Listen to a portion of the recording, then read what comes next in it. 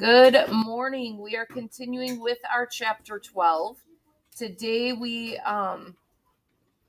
first let's go over our key terms. Who can tell me what urban is about? Sam. Relating to the city. Urban is of or relating to the city. So if that's urban, what is rural? Ethan? Of or relating to the countryside. So where do we live, Ryan? Suburban. So that sub means we are not in the big city. We are on the outskirts of it. So we are not in the countryside. We're not rural. And we're not urban. We're not in the city. We're just outside. What is the working class? Sam? People that get paid for hourly wages, usually form of labor. So it's those people that get the hourly wages. They're not salaried. They only get paid for the time that they work, and usually it is a physical labor. What is a boom, Naveen? A rapid growth in population or economic growth. It's that rapid growth, that explosion in the population or an explosion in the economics. So it could be from lots of babies being born, like the baby boom after World War II. Could be a big boom in a lot of people moving into an area, that area is getting more popular. Could be the economic growth where, like with the flower industry grew, they had lots of more profits coming in, more money coming in. What is a labor union? Thank you. Ethan.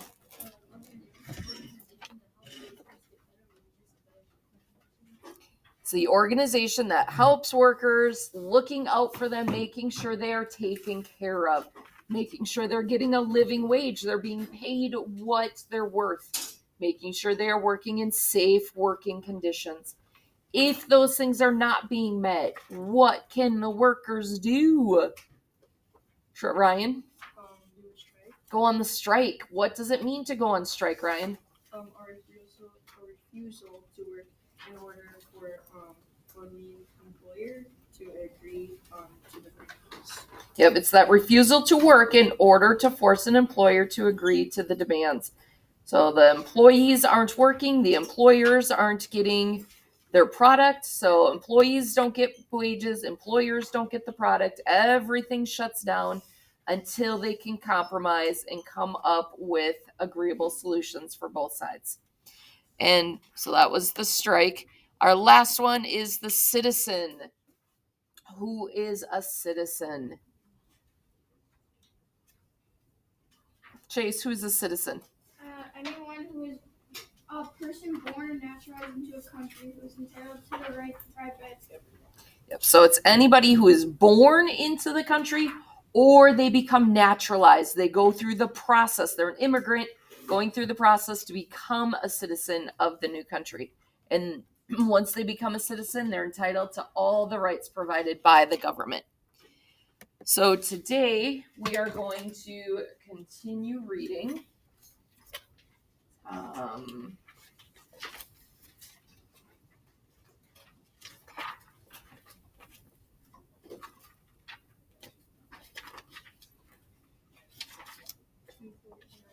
249, from Finland to the Iron Range.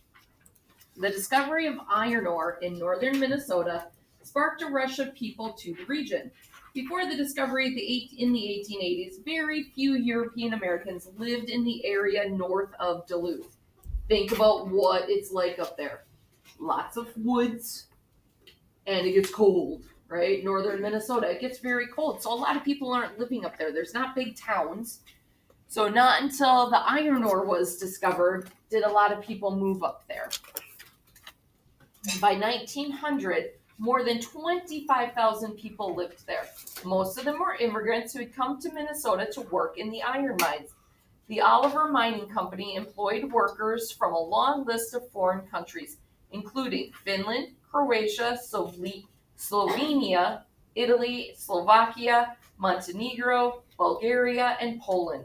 In 1907, only about 300 of the company's 10,000 employees could speak English fluently. Most of them still spoke the languages of their home countries. Of all the foreign-born immigrant groups that worked in Minnesota's iron mines, the largest was the Finns, people that came from Finland. Many of Minnesota's Finnish iron miners came from Michigan, where they had done similar work. Others came directly from Finland. 17-year-old Anton Antila was among the Finns who left his home country to live and work on Minnesota's Mesabi Range. He arrived in the tiny mining community of Biwabik in 1906. It took him less than a day to find work in an underground mine nearby. Antila learned immediately how hard the work was. For more than 10 hours a day, he worked deep underground, shoveling iron ore into wheelbarrows and tram cars. Machines then lifted the ore up the mine shaft, a tunnel from the mine to the surface. It was dangerous work. The mine shafts were dark and dusty and could collapse, especially when miners used dynamite to break up the rock. A few months after Antila arrived on the iron range, 5 tram cars loaded with ore raced out of control and killed 6 men at a mine near Evelyn. So it was very dangerous work. We talked about that when we talked about the iron industry. And he's learning. He was 17 working in this dangerous area. A city grows, Duluth. Unlike St. Paul and Minneapolis, whose populations increased steadily, Duluth grew in bursts. It experienced booms or growth spurts, especially when wealthy men from other states decided to invest in the town. Duluth was a village of about 100 people in 1868 when Jay Cook and some other businessmen and bankers from Philadelphia, Pennsylvania came to visit. The men liked what they saw. The town had a natural harbor and was surrounded by a vast pine forest. These men could easily imagine Duluth becoming a great rail and shipping center for lumber and other products. Cook and his travel companions were so impressed that they invested in railroads and land around Duluth. By 1869, Duluth was a boom town. Houses could not be built fast enough for all the railroad workers, land speculators, and other newcomers. By 1871, railroads ran south to St. Paul and west to Moorhead. That same year, workers dug a deep canal from Lake Superior into the harbor to make access easier for ships.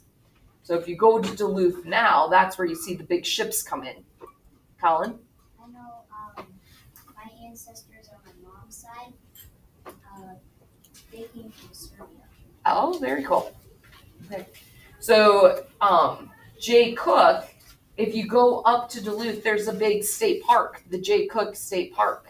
So he was very big in building up that area, building up the railroads, and like it said here, making that canal so the ships could come through.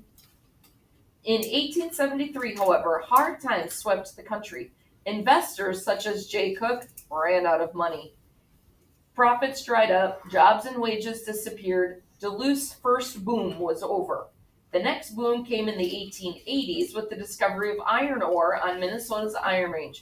Big profits could be made there. As the transportation center for the Iron Range region, Duluth profited as well.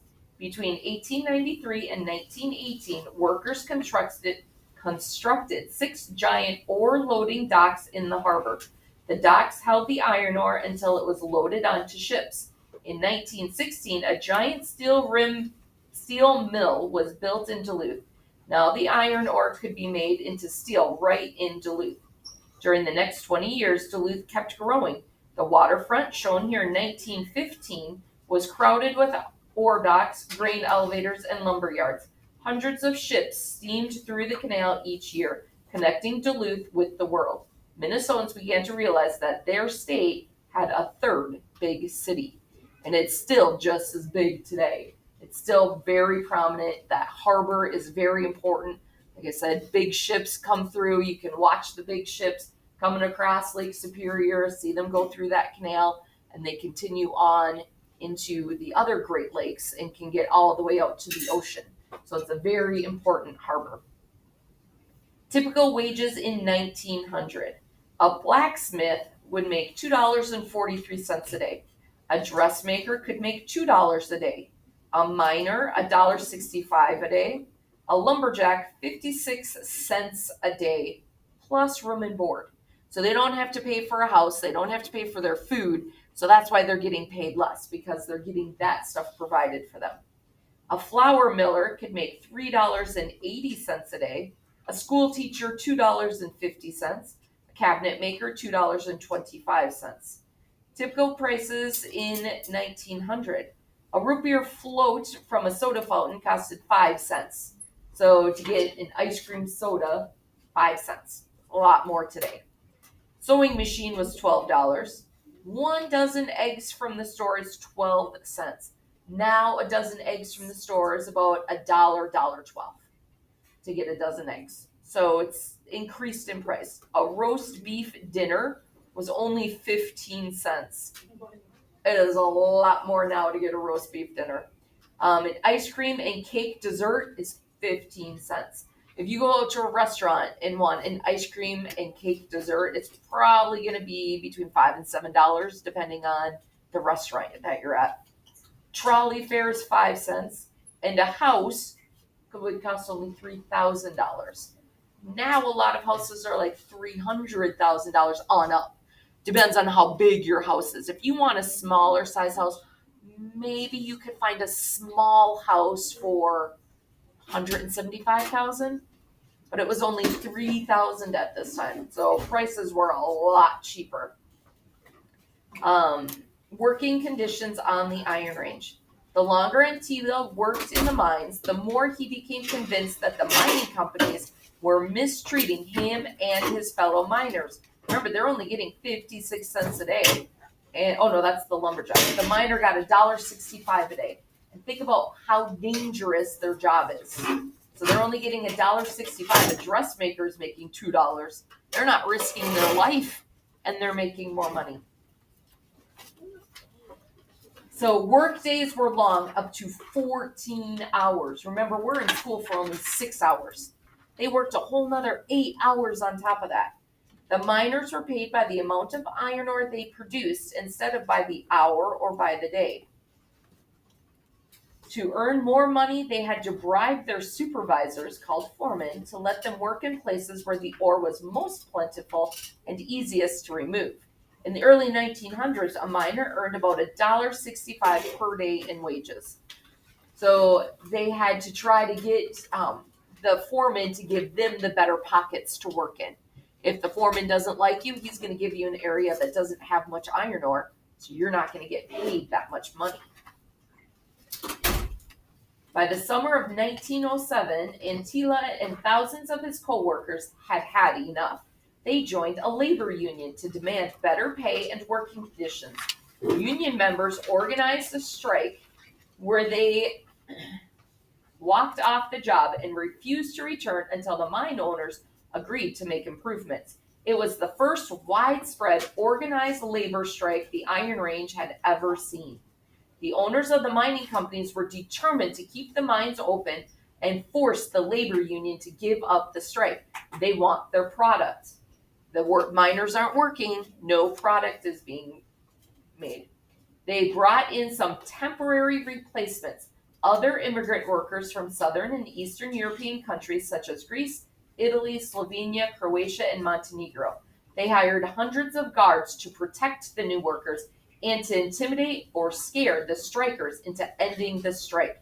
So what usually will happen is the workers that are on strike line up with, they do a picket line, and they have their signs saying that they're on strike, and the workers that the bosses try to bring in have to get through that line to get onto the company ground to do the work. So they're making this line, not letting them cross it. They don't want them to cross the picket line, because if these new workers come in, then are the bosses going to cave to their demands? No, because the work's being done. So if the work gets done, the bosses don't care who's doing the job, if it's the old workers or these new workers. So the bosses want to try to bring in new workers. These new workers need money. They don't have jobs. So they're willing to maybe cross that picket line so they can make some money for their families. So the old workers are trying to make them not cross the line, let them understand not to go, maybe scaring them not to go. The bosses are trying to intimidate and scare the workers that are at the picket line. They're trying to get them to come back to work, or to let the new workers come in. So it can be kind of scary and sketchy. Nowadays, not so much, but back when they first started, they would get pretty scary. Antila and other striking miners used threats and persuasion to try to convince the replacement workers, whom they called scabs, to stop working. Those efforts mostly failed because the replacements needed jobs. They couldn't afford to walk away. Soon, however, the striking miners began returning to work because they needed the pay. Remember, if they're not working, they're not getting paid. The strike was broken, and the temporary workers lost their jobs to the returning miners. The strikers had gained nothing. Mining company owners turned their attention back to other business, but they would face labor concerns again and again in the years to come because nothing improved. The workers are still going to be upset. They still have unsafe conditions. They still have to work 14 hours a day for a very low wage. So they're going to try again and again. After the strike. After striking in 1907, Anton Antila returned to the mines, but he didn't stay there long. He had earned a reputation as a union troublemaker, the kind of worker the company didn't want around. I had been speaking my mind, he later recalled. I got blacklisted. So remember, the foremans are only going to give the good areas to people they like. If he's a troublemaker, they're going to give him the bad areas where there's not much iron ore to be found, so he's not making any money. So he got blacklisted. He was given all the bad areas instead of the good ones. After a few days back on the job, he was fired. He looked for another mining job, but no one would hire him. Antila turned to farming and never returned to mining. Even so, his labor union efforts marked the start of a long struggle to improve the lives of Iron Range workers. In the years that followed, miners on the Iron Range continued their attempts to bargain with company owners. Another large strike took place in 1916, but resulted in only minor improvements for workers. In 1935, the U.S. Congress passed a law that made it easier for miners and other working people to form labor unions and negotiate with employers for better conditions and pay. Finally, in 1943, more than 35 years after their first strike, miners on the Iron Range signed their first contract or written agreement with company owners. So when you get a contract, you make sure there's stuff put in writing that have the conditions and the wages that you want. So when they finally got that contract is when they saw a lot of improvement in their work. Unions working for workers. Labor unions in Minnesota and across the nation began to demand better pay and working conditions during the late 1800s. Success came slowly. Strikes, like those on Minnesota's Iron Range, often failed to gain improvements in the workplace. Eventually, however, workers and their unions began to make progress. During the first 4 decades of the 1900s, successful strikes took place in other states and in industries such as textiles, steel, and railroads. The U.S. government also passed a variety of federal laws that benefited working people. By the middle of the 1900s, the combined efforts of labor unions and the U.S. government had accomplished all the goals listed in this chart. So in the beginning, when these industries were just getting big, life was really hard for the workers. They went through a big, long process with the labor unions and the government to make sure that the workers would be taken care of. So one issue was the length of the workday and work week. So the miners worked 14 hours a day, probably 7 days a week, every day. They didn't have their weekends off. They had to work. So a common working conditions in the 1800s was 10 to 14 hours a day, 6 to 7 days a week. The goals of the labor movement were 8-hour workdays and 5-day work weeks. So that's what we have now. Okay, so it's common that you only work 5 out of the 7 days, depending on your job. It might be the work week and the weekend, or some people work weekends, like My sister's a nurse. You go to the hospital on the weekends. It's not that the hospital's closed down, so they need people to staff on weekends. So she gets her 5 days of working and 2 days off every week. It's just not always the weekend that she gets off. Colin? Like chefs that Mhm. they work on the Yep, restaurants. All the places that are open on the weekends, those people need to work those days. So they get other days off. Edward? My father's a pilot, and he has his stay home. He what? He works like day and night there, right? So Yeah. he only gets like 3 days. So some people make their hours a little bit different. There are some companies that have it arranged with their employees, and the employees sign their contract and agree to these terms. I know some places where it's 7 days in a week, they might work 4 10-hour days and then get 3 days off. Or like firemen, they work 24-hour shifts, but then they get several days off. But it works out to about 40 hours a week for a regular. If you work 5 days a week, 8 hours a day, 5 times 8 is 40 hours. So it's typical to have a 40-hour work week. Depending on your job, how you work out those hours. Like I said, the firemen, I know my neighbor works 24-hour shifts.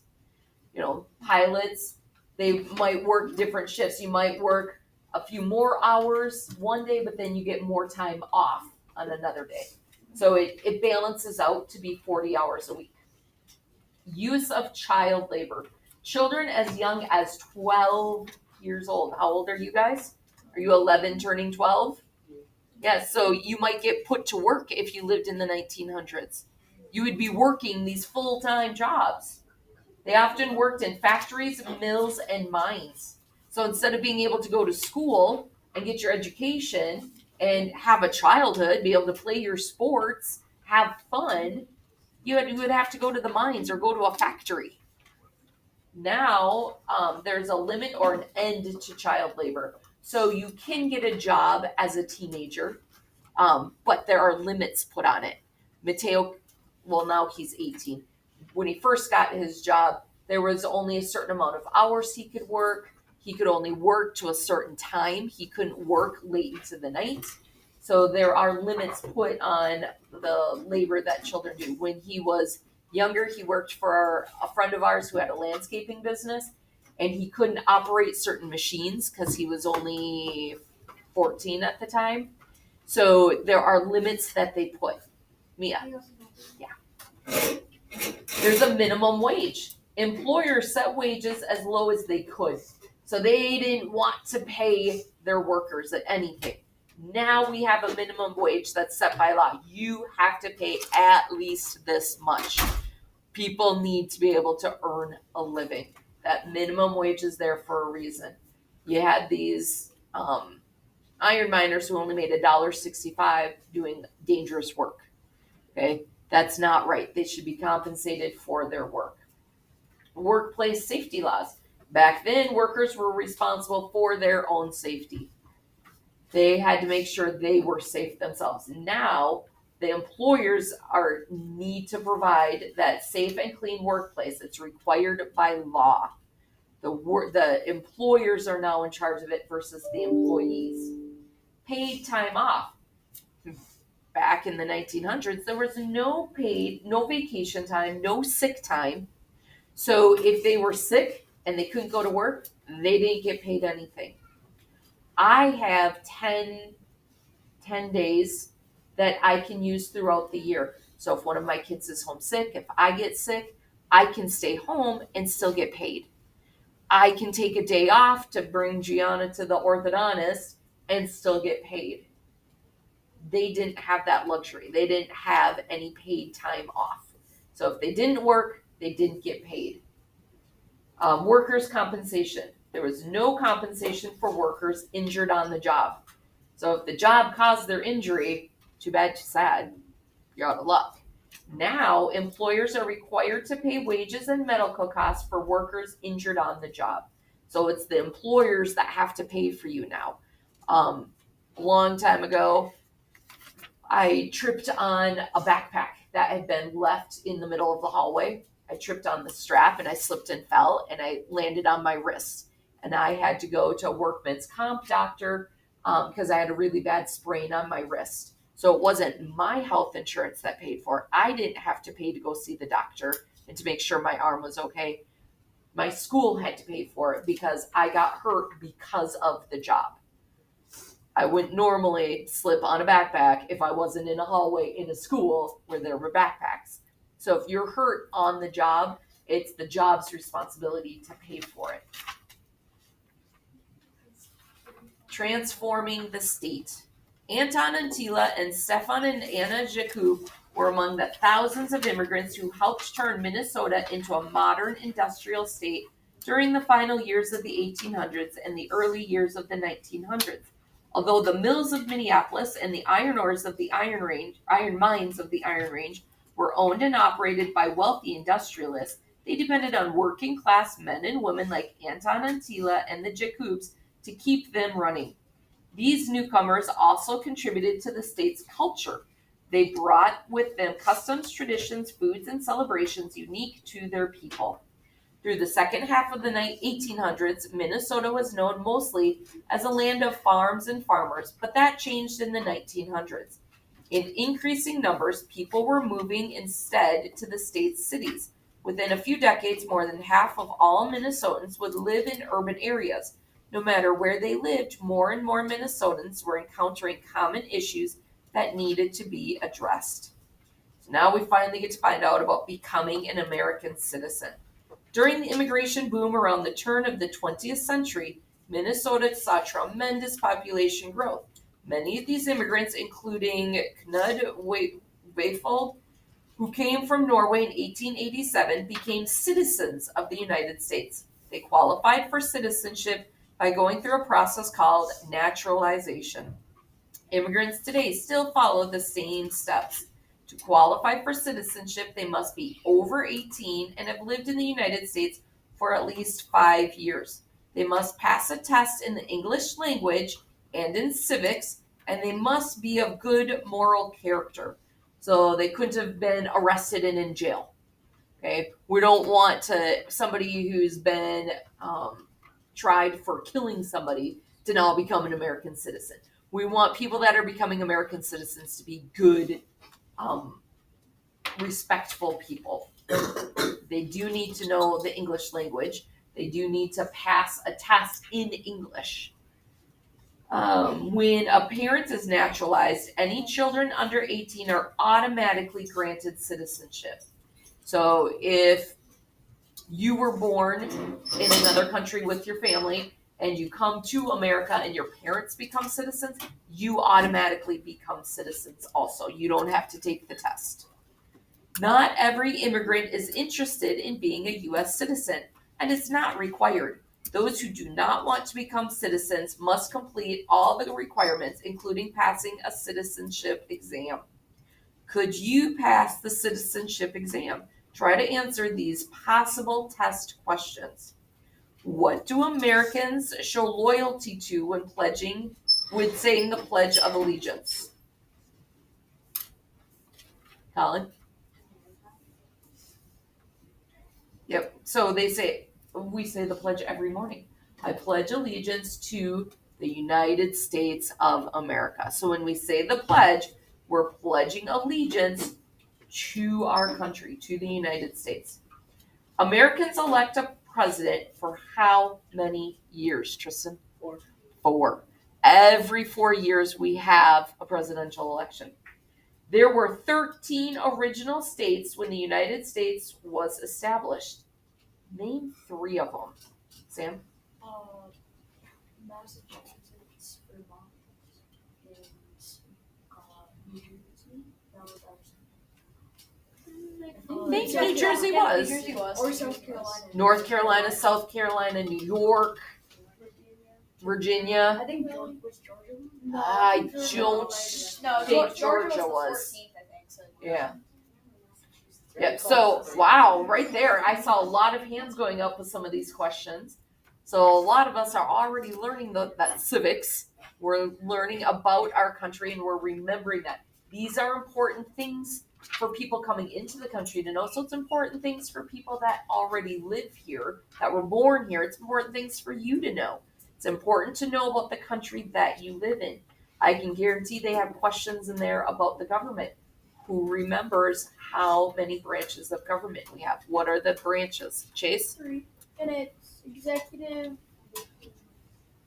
No, I'm forgetting that. So there is the executive. What's the big part of the executive? What does the executive branch do? The president and all the president and the people that are the leaders and stuff. Yep, so the president and the leaders, what does the executive branch do? Naveen? Oh, that question is in there. I took part of the test. What was that? I took part of the test for fun, like we were talking about it. Uh-huh. My family did. And that was in it? Yeah. I knew it would be. But they enforce the law. Yep, so the executive branch enforces the law. What's another branch, Andrea? Judicial and it interprets law. The judicial branch, they interpret the law, and that's the courts, the judges. So they're interpreting the law. And what's the last one? Scarlett? Legislative. The legislative. And what does the legislative branch do? Yeah, they make the laws. So that the legislative is the House of Representatives, the Congressmen, the Senate. That's the legislative branch. They're the ones that vote on the laws. Like we talked about the other day, our Minnesota representatives are the ones that vote on the laws. So you talk to your representative if you want a law to be passed or not be passed. So that's important to know those types of things about our country. Like Naveen said, he took the part of the test for fun just to see how much he knew. So it's good to quiz yourself on that. Even if you don't have to take the test, it's good to know that information. As you can see, we're wrapping up our chapter. Tomorrow we're going to do that last investigative section. So, I don't know why we're moving. Please sit.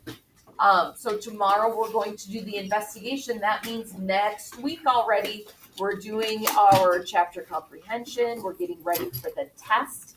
We do have art next week, so that will take up one of our days. So the test, I'm planning it to be on Thursday of next week. So test on Thursday. With that, we will say goodbye to our friends at home and hope you are well.